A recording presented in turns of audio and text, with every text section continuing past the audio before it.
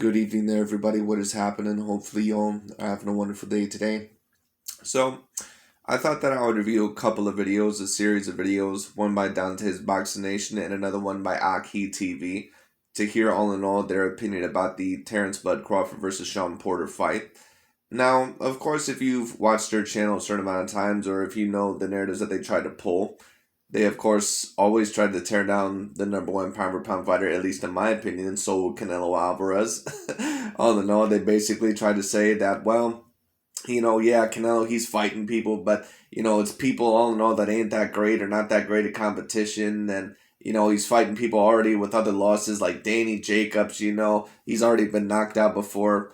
Those are usually the type of narratives that you're going to hear when it comes to a Canelo Alvarez. But the reason why I bring that up all in all is because these guys have been trying to debate Terence Bud Crawford as the number one pound for pound fighter for a very long time. And Terence Bud Crawford, he just ended up recently getting the biggest victory of his career hands down yesterday against Sean Porter. And he did something against Sean Porter that no other fighter against Sean Porter could do. He ended up getting the stoppage. Now, is this me basically trying to degrade Terence Crawford's win? Absolutely not.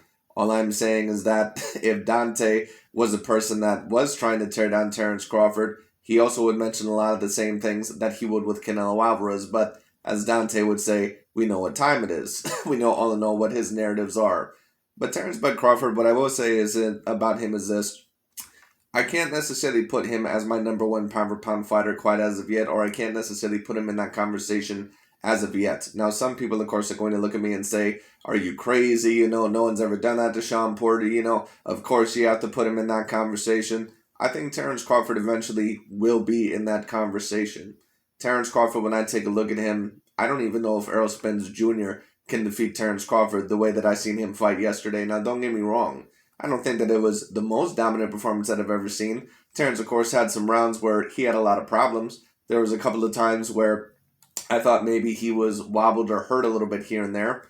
But when it comes down to it all in all, Terence Crawford, he was able to turn it up to another gear that a lot of fighters, they're just not able to turn it up to.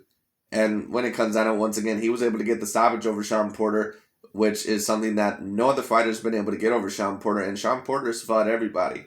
He fought Keith Thurman, he fought Adrian Broner, he fought, now of course Adrian, he's not A grade, but he has a lot of power. He fought Adrian Broner, he fought, Danny Garcia. He fought Kell Brook when he was at his peak, pretty much, and he also fought Errol Spence Jr. Now he fought Terence Bud Crawford.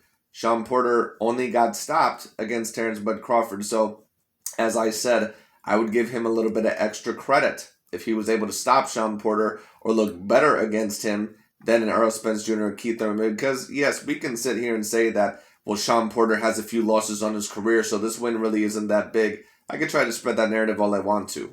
But when a fighter, even if they have a few losses on their record, when they're completely done, and all in all when, they're at a very decent point in their career.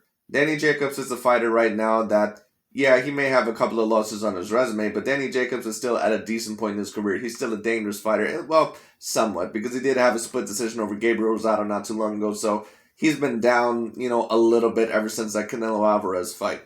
But, it is what it is. But Sean Porter, he's a guy that, sure, we can take a look at his record and say that he has a few losses, but, Sean is a real deal. Sean is a dude that usually gives everyone hell. He gave Terence Crawford hell within the first half of that fight, but I give Terence a hell of a lot of credit. He was able to adjust very, very well. Like I said, Terence Crawford, he is a boxing genius. I do truly believe that. It is what it is. Anyways, we're going to see what Dante's Boxing Nation has to say. We're also going to see what AKHi TV has to say. I'm going to give my little analysis as well. Let's get into it.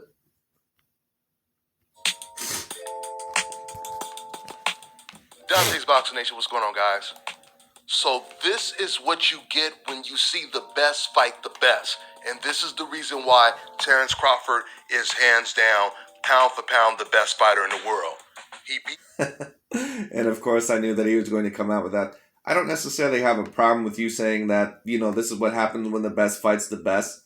But, if you're going to say that with Terence and Sean Porter, or if you're going to say with Canelo that the Canelo-Danny Jacobs fight really wasn't that big, or the Canelo-Sergey Kovalev fight really wasn't that big because they already had losses, you should keep the same energy with Sean Porter. But we all know Dante's not going to do that because, once again, he has a narrative to play out. So, it's whatever. Anyways, let's get into it. But, once again, just talking about Terence Crawford's pound-for-pound spot, I pretty much said that, unless he looks super duper impressive against Shawn Porter, I probably was not going to move him any higher on my pound-for-pound list because, yes, Shawn Porter, he clearly is an A-grade fighter. But at this current moment in time, he has no belts. And on top of that, he was not ranked within the top 10 pound-for-pound. He probably was not even ranked within the top 20 pound-for-pound. I'm not even sure if he would have been ranked within the top 30 pound-for-pound. Because Shawn Porter is not even a top 3 guy in that division. He does not even have a belt. So, I don't know how this win, at least as of right now. I mean, I understand people's perspective in terms of ranking him higher on the pound-for-pound list or ranking him number 1. But once again, I'm a results-orientated person.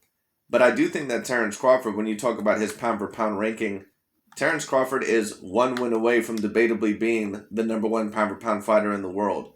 And who is that win? It's Errol Spence Jr. That is the win that you're going to have to get, in my opinion, if you want to be in that conversation with Canelo Alvarez. Because in my opinion, that is the main fighter that is looked at as a number 1 pound-for-pound fighter. And if Terence is able to beat Errol Spence Jr., even only slightly, that would tell me that Terence is at least on the level of a Canelo Alvarez and that you can debate pretty much whoever is there. And it may even have to be Terence because Terence, of course, is undefeated. Now, of course, Canelo, his only loss is to, Floyd Mayweather Jr. But if Terence were able to beat Errol Spence Jr. definitively, without controversy, you certainly probably could put Terence Crawford over Canelo Alvarez because one thing you could say about Canelo is that, even with some of his big wins, there has been a little bit of controversy here and there, like the Arasani Lara fight or the, first Gennady Golovkin fight. So that would be a little bit understandable. If Terence was able to get in the ring with Errol Spence Jr. and stop him, or if he was able to beat him decisively, then he certainly could be over Canelo Alvarez, no doubt about it. But I do need to see that win happen if you're going to be in the discussion for the number 1 pound-for-pound fighter. Shawn Porter at his own game like he does with all of his opponents, becoming the first person to knock out Shawn Porter. Credit to Shawn Porter, man, because I was sitting over here like, man, it's almost looking like Shawn Porter. Well, I'm not going to say necessarily that Terence Crawford beat Shawn Porter 100% on his own game because Terence Crawford, I do think that he was wary all in all of Shawn Porter's power and, him coming out on the inside. But what I will give Terence Crawford credit for is this. When you talk about beating Shawn Porter at his own games anyway, I think all in all that Terence, and when it comes to Shawn Porter, you're not going to be able to back up the whole entire time against the Shawn Porter because Shawn Porter, he's like a miniature Joe Frazier. You have, Shawn Porter is one of those guys that he's going to bring a lot out of you. And if you don't fight back a little bit with him, if you don't brawl back a little bit with him or show that you have the guts all in all to fight back with him, he's going to bully you. And that's why Terence Crawford, he said, you know what? Yeah, I can try to outbox this guy, but I'm going to have to show this guy all in all that I can rough him up a little bit on the inside as well. Otherwise, he's not, I'm not going to gain his respect. So I give Terence Crawford a hell of a lot of credit for that. Is a machine. Now, you could clearly tell that Terence Crawford was the stronger puncher, and you could tell that there was a bad reaction from Shawn Porter almost every time he got touched. But he never really got that discouraged.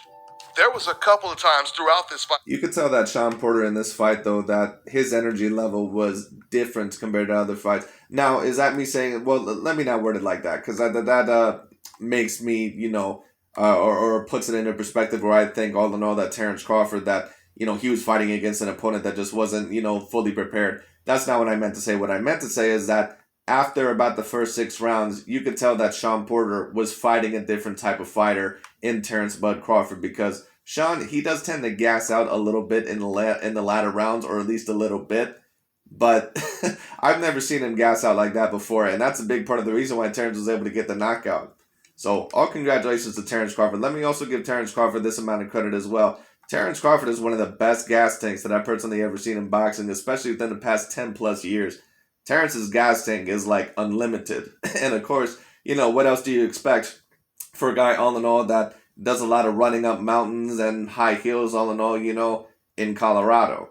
It's kind of the same exercises that almost like Khabib Nurmagomedov does in MMA. Now, Khabib, he's a workout machine as well.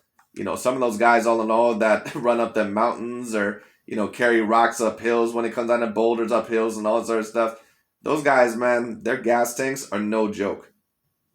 Where I believe Sean Porter, he actually was hurt and he played it off very well. He was getting touched up with some vicious body shots, the check hooks, the straight left hands, the counter uppercuts.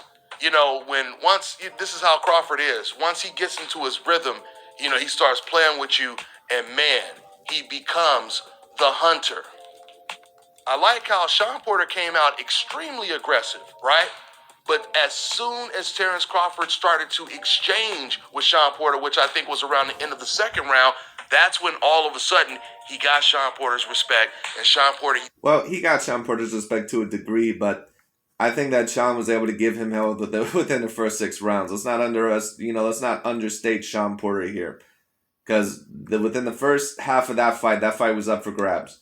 You know, Terence was trying to adjust, but this was even unlike some of the other fights that Terence got, because Terence usually can adjust to you by about round 3 or 4. Terence did not really figure out Sean Porter until about round 6 or 7. It took that long because Sean Porter, like I said, this is a dude that is completely different. Let me also give Terence Crawford this amount of credit as well. This is going to help him, I believe, in future big fights, because a big part of the reason why maybe certain people would have predicted Spence to possibly beat Terence Crawford before, where you still could certainly predict that, but right now I would go with Terence Bud Crawford if that fight were to happen. When it comes down to it, this is going to give him great experience, and to be honest with you, I don't think that there was a greater opponent that he could have fought next in the welterweight division besides Sean Porter, because Sean, he's just rough. Sean is a guy, all in all, that he may not have the skill set of Errol Spence Jr., he may not have the skill set, say, of a Keith Thurman or, you know, some of the other guys, or possibly even a Yordenis Ugas. But Sean is rough. And sometimes you need a fight like that, all in all, just to give you that type of good fight. So you know how to turn it up on another level. Better to be in this fight so you can get used to it than for it to be in the Errol Spence Jr. fight and you to say, wow, I can't really turn it up on another level, or I'm not experienced overall in this way yet. And I just can't turn it up to another gear. Now, whether that would happen or not, who knows? Probably not, because Terence seems like he can turn it up to another gear always. But like I said, you know, it's great that he got this experience. Start to move away. Especially against Sean Porter, who tends to be a little bit of a bigger welterweight. That's once again when Crawford got his rhythm. Although the fight was competitive, Crawford, he started to take over the fight towards the last, 2-3 rounds. I have to reiterate, these are the type of fights when the best are fighting the best. Contrary to Canelo Alvarez, the last time Canelo Alvarez was... Here we go. Like I said, that was a shot towards Canelo Alvarez. But Dante's always trying to throw Canelo Alvarez under the bus, because once again, he don't want him as the number 1 pound for pound. But what's so interesting is that Dante will always tear down Canelo Alvarez's wins over Danny Jacobs or Sergey Kovalev when they were clear A-class fighters at the time, because apparently they already had losses. Well, didn't Sean Porter have losses against Keith Thurman, Kell Brook, and Errol Spence Jr.? How come you don't count that? In a fight like this, with this type of competition, was when he fought Golovkin. And many people think that he lost to Golovkin. Before that, the last tough fight like this... Dante, you say that many people believe that he lost to Golovkin, but you've said many times that you thought Golovkin was a hype job because when he was in his biggest fight, he lost to Canelo Alvarez. So which is it? You know, when you try to tear down Gennady Golovkin, all of a sudden, you know, Canelo Alvarez won that fight and Gennady Golovkin is some hype job. But when you try to tear down Canelo, all of a sudden Gennady Golovkin really won those fights. So let's keep it real. Which one is it? Because there's no consistency from you. This was the Lara fight. Many people thought he lost the Lara fight. Before that, it was the Floyd Mayweather fight, and we already know he clearly lost that fight. Right, but Dante, let's also be real.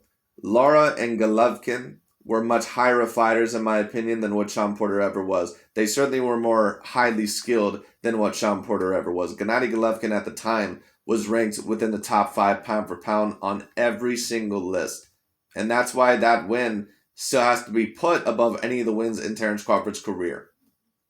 So there's no doubt about it, man. Terence Crawford, he's pound for pound. Him stopping Sean Porter in impressive fashion, it obviously puts tremendous... Well, I think all in all that you can argue Terence Crawford may be higher on the pound for pound list now, but you can also argue that he didn't move on my list.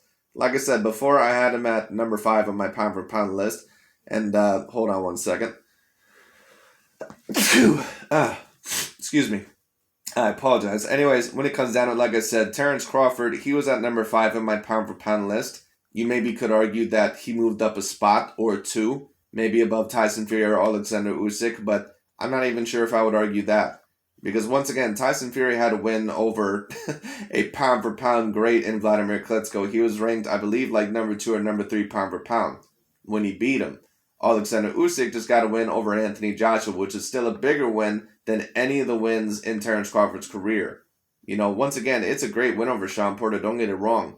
But you didn't beat him when he was top 10 or top 20, possibly not even top 30 pound for pound. So how can I necessarily put you number 1 pound for pound just because of this win? An Errol Spence Jr. win is going to put you there, and he's very, very close to that. Hopefully that fight happens next, although I do have my doubts. This pressure on Errol Spence to take this fight. So we'll see if he takes it. But right now, Crawford is not tripping. He already said that if Errol Spence won't fight him, he's moving up to 154. And boy, oh boy. How come Errol Spence Jr. all in all isn't ducking Terence Crawford, Dante? How come that's not happening? How come you're not saying that? Because Errol Spence Jr., he didn't look too excited after Terence Crawford beat Sean Porter. And he pretty much left the ring, or he left the crowd very, very quickly. And once again, I'm not saying that Spence is ducking Terence Crawford, but, you know, he did not look super duper excited. Let me just say that. You guys imagine a Terence Crawford fight versus did Jermell Charlo, or even against Castano? I don't think Jermell Charlo would beat Terence Crawford. Jermell Charlo is just way too limited. I think that he's an A-grade fighter, but I think he's an A-minus fighter. There's a reason why he already lost to Tony Harrison. You know, it is what it is. Terence Crawford were to move up to 154 and beat any of them. There's only one fighter within these weight classes. Now, of course, certain people may say, well, what do you now think about Terence Crawford versus Canelo? Same thing that I always thought. I think Canelo is too skilled, and I think that he's way too big for Terence Crawford. When you have two fighters that are on a very similar playing field in terms of skills, and one man is bigger, significantly bigger, the bigger man usually always wins. It just is what it is. You know, it's whatever. So I don't think Terence Crawford should plan on fighting Canelo unless he's proved that he's done everything at 147 and 154. So we'll see what happens. But hopefully the Terence Crawford versus Errol Spence fight happens next. But once again, I do have my doubts. Those guys. He will be at a level to where he would be too high in the sky to even be close to in terms of how great he is compared to the competition. Well, why all in all, you know, would that be, Dante? Because if he beat Jermell Charlo's a person that already has a loss, right? So why do you keep this energy with Canelo Alvarez, but you don't keep it with one of your favorite pro-blackity fighters, Terence Crawford? Just like Terence Crawford said, he said originally he didn't want this fight, but him being friends with Sean Porter, they always said eventually they would fight if they had to, right? But more recently, it was Terence Crawford that wanted to fight the guy that beat Sean Porter, which makes all the sense, which is Errol Spence. But I told you guys, if Crawford... Right, but like I said, you know, Terence, he always alleges this, but at the end of the day, you were the one that signed with Top Rank.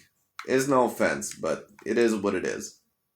Crawford cannot get the Pacquiao fight, the Errol Spence fight, beating Sean Porter and especially stopping him being the first person to do it, it's going to open doors to so many opportunities, and that's exactly what it did. Errol Spence, or Terence Crawford, he went from having almost zero options to many options. He doesn't have to chase Errol Spence anymore, even though that's still, you know, a huge... Well, allegedly chase, but anyways, when it comes down to it, we'll see what happens. I hope all in all that Errol Spence is willing to take the fight. And Terence, I understand all in all that he got this big win over Sean Porter, but let me say this. He is not going to be the A-side over Errol Spence Jr. Do I think all in all that, you know, there could be a 50-50 deal? Maybe, but I still wouldn't count on it. If Terence Crawford has to take a 60-40 split, he's going to have to take a 60-40 split. That's just the bottom line. Fight, but he doesn't have to do it anymore because, like I said, Crawford versus Jermell Charlo, Crawford versus Castano is huge. So let's see what happens. Congratulations to Terence Crawford. And once again, a lot of credit goes out to Sean Porter for always showing the heart and always being willing to fight the best. That's all I got for now, guys. I'm on to the next one. All right, now check this out, guys. So that's pretty much it for Dante. Let's go to AKHi TV and let's see all in all what he has to say. Okay, so now we're going to review an AKHi TV video to see all in all what he had to think, and let's get into it, and this will be the last part of the video.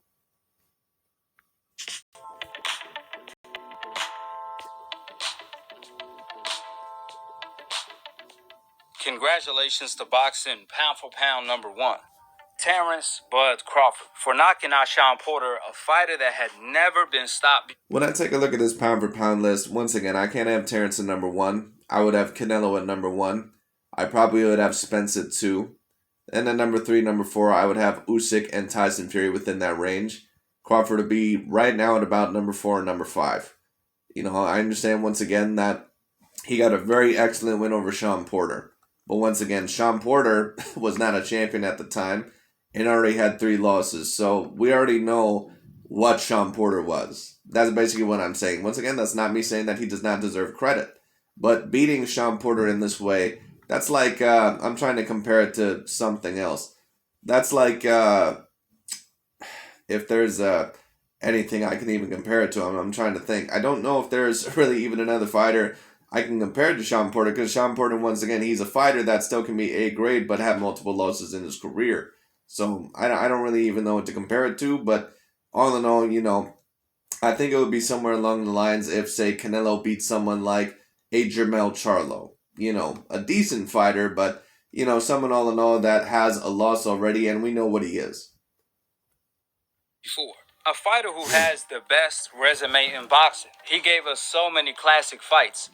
No one does this to Shawn Porter, but pound for pound #1, Terence "Bud" Crawford. This one to prove and stamp that he is the king of boxing, unlike other fighters who requested a franchise win. Here we go with the shots against Canelo Alvarez again. But you all knew that was coming anyway. But no, Terence Crawford cannot be the #1 pound for pound fighter just because he beat Shawn Porter.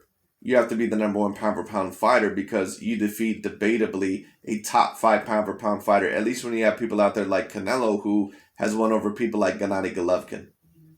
This protection. In order to avoid their tough mandatories, Terence Crawford accepted the challenge with open arms. Nevertheless, a lot of people were surprised at Kenny Porter, the trainer and father of Shawn Porter, for stopping the fight after Shawn Porter got dropped twice in the 10th round by throwing the white towel. Well, the reason was very simple. Terence Crawford is the best finisher in the game. Bud has that killer instinct in him. I said it once and I'm going to say it again. Terence Crawford is not just boxing #1 pound for pound. He's also one of the hardest punchers pound for pound. He stopped his... You certainly can debate that now. Terence Crawford, all in all, he punches hard. I'm not sure if I can necessarily compare him quite yet to an Errol Spence Jr. Now, some people may say, well, what are you talking about? He just knocked out Shawn Porter. Errol Spence wasn't able to do that. Right, but certain fighters can knock out other fighters that other fighters were not able to because, you know, they just have better punch placement and they have better counter-punching ability. And I think Terence Crawford has both of those things, over Errol Spence Jr. last non-opponent. But who knows? Maybe he punches a little bit harder than I think. We'll see what happens. At bigger weight divisions, in a violent fashion, against Jeff Horn, Benavidez, Kell Brook, and tonight against Shawn Porter. This was something special. This is the reason why Terence Crawford is the boogeyman and the... Well, the wins all in all over Benavidez and Brook and all that other stuff, I mean, that's great, but those guys really at the time were not A grade, and I know a certain amount of Terence Crawford fanboys are going to come in here and say, what are you talking about? Kell Brook, you know, he was A grade. He was not A grade at the time. He was mincemeat. A certain amount of people can disagree all they want. This Shawn Porter win is something different because this was a definitive A grade win, no doubt about it. Sport of boxing and have been avoided for years because everyone knows his potential. From Danny Garcia, Errol Spence, Keith Thurman, etc., etc., etc. It took a real warrior to hop in the ring with Shawn Porter, and he got exactly what he asked for. Furthermore, from the first bell, this fight played out exactly how I predicted. Shawn Porter was ready for war. So was Terence Crawford. One thing about Porter... I could not necessarily put an exact prediction on this fight because I really did not know exactly what was going to happen. I predicted that Terence Crawford was going to win by decision, but you just never know because Terence, he was never really in there before with an A-grade fighter, at least definitively.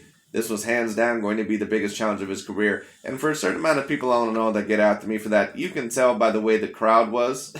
And on top of that, for, probably how many views this pay-per-view did, people knew intuitively that this was hands down going to be the biggest challenge of Terence Crawford's career, at least as of yet. So it is what it is. But like I said, I didn't really know exactly 100% what to expect because Shawn Porter is a dude that gives everyone problems. And on top of that, when it comes down to it, he just... it was going to be very interesting to see how Terence Crawford would react to the biggest fight of his career.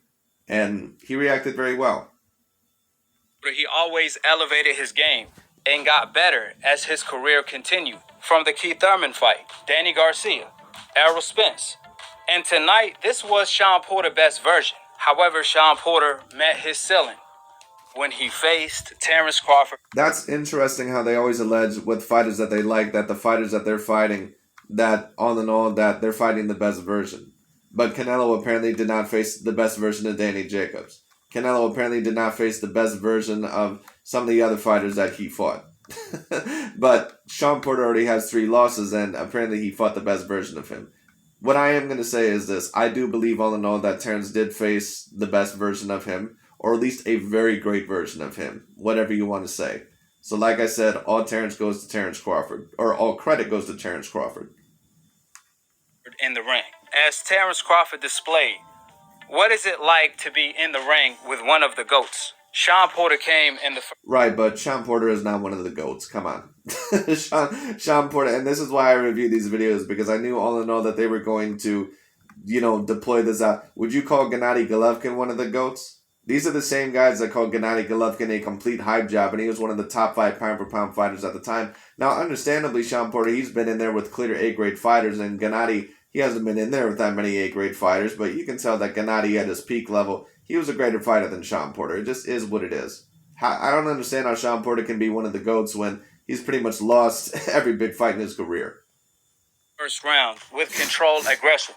He took a page out of the Adrian Broner fight, mixing his offense with defense and being patient with his aggression. Meanwhile, Crawford was doing what he usually... He took a page out of Adrian Broner. I think that he took a page maybe out of Floyd Mayweather because Adrian Broner got his ass whooped against Shawn Porter. If Terence Crawford would have taken a page from Adrian Broner, he would have lost the fight. Does, which is calculate and figure out his opponent in the first couple rounds.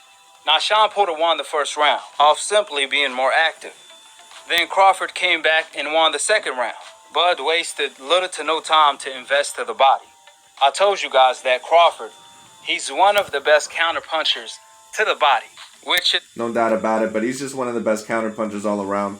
And that's why I think that he was able to stop Shawn Porter and Errol Spence Jr. was not able to. Like I said, if Errol Spence Jr. and Terence Crawford were to happen, which hopefully it does, that's pretty much like a smaller version of Sugar Ray Leonard versus Marvin Hagler, in my opinion. That's kind of what that is. Because Terence Crawford is going to have the hand speed over him. When it comes down to it, I would say that Errol Spence has the power over him. Although I wouldn't say it would be as significant as Hagler versus Leonard. But Terence is going to have the better feet. He's going to have the better head movement. He's going to have the better hand speed. Spence is going to be mainly the pressure fighter. But the difference is that Terence, he's going to have more of an ability to possibly even knock out Spence. I like Spence. I like Spence a lot. But I don't know if I see him beating Crawford after a performance like this. Because Crawford, sure, he beat a fighter that already had a few losses. But this is a fighter that had been in there with everybody. A lot of A-grade fighters. He had never been stopped before. And Terence showed me that he had real power.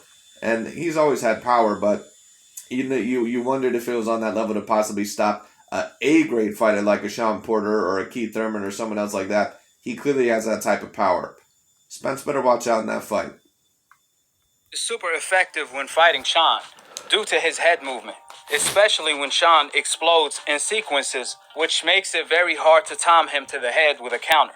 There was a lot of occasions where Bud tried to counter Porter to the head and missed by an inch whenever Porter lunged forward. Now, as the fight continued, Shawn made the fight ugly in sequences, which gave him a lot of success. He won the third and fourth round by doing so. In the meantime, Crawford wasn't as active. I would agree with that. At least AKHi TV knows how to score a fight there, but Once again, AKHi TV and a lot of these other guys, they're not as stupid as they let on, but they have a narrative to play out. With his jab as usual, due to the fact that Sean Porter was trying his best to counter Crawford's jab every single time. He even succeeded with an overhand right every now and then. However, from the 6th round forward, Crawford got into his rhythm and started to catch Sean Porter. Let me also say this, because this was a big concern of mine as well. I was wondering how good how good Terence Crawford's chin was going to be, because I have seen him hurt in a few fights against lesser punchers, in my opinion, than Sean Porter. But he took Sean Porter's shots very, very well. Coming in. Now, does that mean that I think that he's going to be able to take a lot of shots from Errol Spence Jr.? I wouldn't test that theory. But, that'll tell me that at least Terence, if he does get hit with a good shot from Errol Spence, he can at least take a good 1 or 2, recover, and then all in all, maybe go back to outboxing him. So Terence, when it comes down to it, he proved a lot in this fight. More and more and more. He raised his level of intensity. He raised his game to another level. I agree, and that's what the greatest of fighters do. When they're down, they raise it to a level, or they adapt to a degree to where other fighters just cannot keep on their level. For the people that was wondering, why wasn't Sean as aggressive as usual? Well, the answer is what was coming back. Well, Sean, in my opinion, all in all, he was trying to be as aggressive as possible, but the counterpunching with Terence Bud Crawford, it just wasn't going to let him do it. And you could tell that Sean Porter, once again, in this fight, was more tired against Terence Crawford than he was usually against other fighters. And that tells me that body work was really affecting him. The counterpunching ability, the timing, and the power of Terence Crawford. Sean Porter respected every single one. It felt like Porter was fighting Keith Thurman, Errol Spence, Danny Garcia, Ugas, all combined in one when he was Well, I'm not going to go that far. Fighting Crawford. But what I will say is this. What it felt like was that Sean Porter, he was facing a guy that, Terence Crawford, actually, the perfect way to say it, I think, is this. It felt like these guys were facing a fighter that they had never seen in the ring before.